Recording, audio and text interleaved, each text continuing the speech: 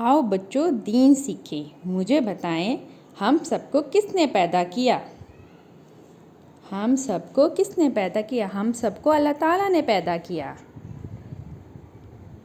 ये दुनिया किसने बनाई? सोचें, ये दुनिया किसने बनाई? ये दुनिया अल्लाह ताला ने बनाई है। ये दुनिया, हमारे मज़हब का नाम क्या है? हमारा कौन सा मज़हब है? हमारे मज़हब का नाम है इस्लाम, दीन इस्लाम। इस्लाम को मानने वाले को क्या कहते हैं?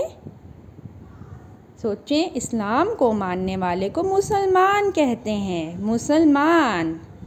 अस्सलाम वालेकुम का क्या मतलब है? अस्सलाम वालेकुम का मतलब है आप पर सलामती हो।